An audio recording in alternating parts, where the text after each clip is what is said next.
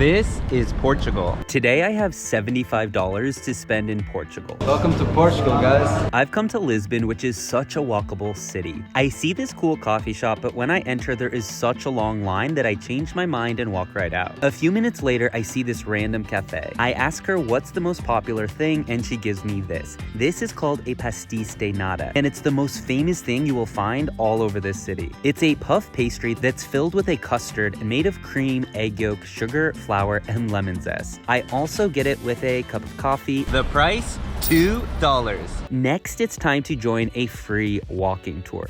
Yes, most cities offer a free walking tour. You're just expected to tip at the end. Our guide tells us that on average, a tour like this would cost between $15 to $20, but it's up to you as to how much you want to tip. So we have very Portuguese stuff, but also very diversity over here in Lisbon. Lisbon is, until today, my favorite place in the world. The tour is more than 3 hours, so a lot of walking, and we learn about the history of Lisbon and Portugal with lots of stories. Lisbon's population is only about 500,000, and Portugal's is 10 million, making it one of the smaller countries of the EU. The minimum wage in this country is about $1,500 per month. As part of the tour, we stop at this place, and our tour guide passes us out another egg tart. This one is even better than the one I had this morning. After a few hours learning about Portugal, the tour comes to an end, and it's time to give the tip. I love free walking tours because it's a really good way to experience the city, especially if you're new. And the coolest part is almost every city has them. You meet some cool people, and of course you meet a local who's giving you the tour.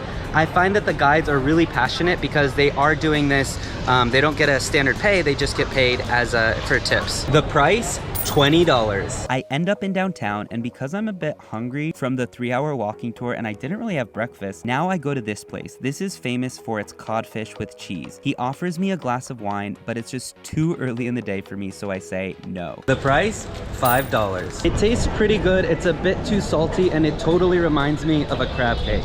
I'm really glad I tried this. Next, I walk around the water, which is really beautiful and nice. And I end up coming to Time Out Market. This is a huge open-air food hall. But then I realized I've only had a few egg tarts and that fish thing, so I'm gonna be honest, I'm still hungry. Even though Time Out Market looked really cool inside, honestly, it was just too crowded. And the idea of waiting in line and then, okay, waiting in line is easy, but then you have to go and find a place to sit.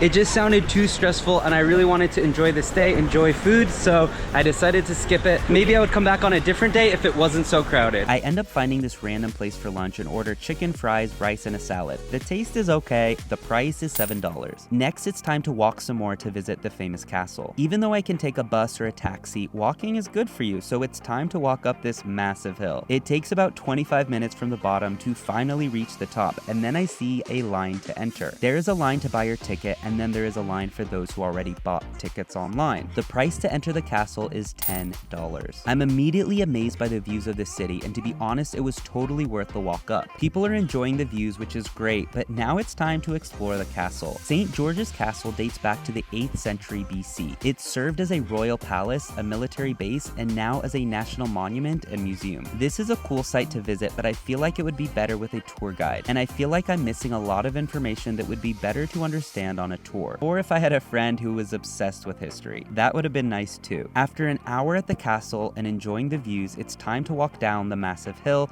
back to the main city center. I see this little cafe and I need a quick break, so I go and order an espresso. An espresso, $1. Overall, this city has a lot to see, and what I like about it so much is that it's very walkable. It's a very walkable city that you can just walk for hours and really not get bored. Next, I relax a bit for a few hours since I've walked so much, and before I know it, it's now nighttime. Everyone suggests prawns and shrimp in Lisbon, so for dinner I go to a restaurant in a local neighborhood with a nice local crowd. I ordered tiger prawns and a pico de gallo salsa with green risotto, and the price is $28, plus a sparkling water, which is $2. So there, I did it. I kept to my $75 budget in Lisbon, Portugal. Overall, this city has a lot of sights to see and unique architecture. It did feel like it was a bit overloaded with tourists at times, but maybe that's my fault for not getting off of the main path. And there's always another time. Let me know what you think. Would you visit Lisbon? And tell me where to go next and what's my budget. Also, don't forget to subscribe and find more of my cash challenge episodes, and find me on Instagram at Uptin.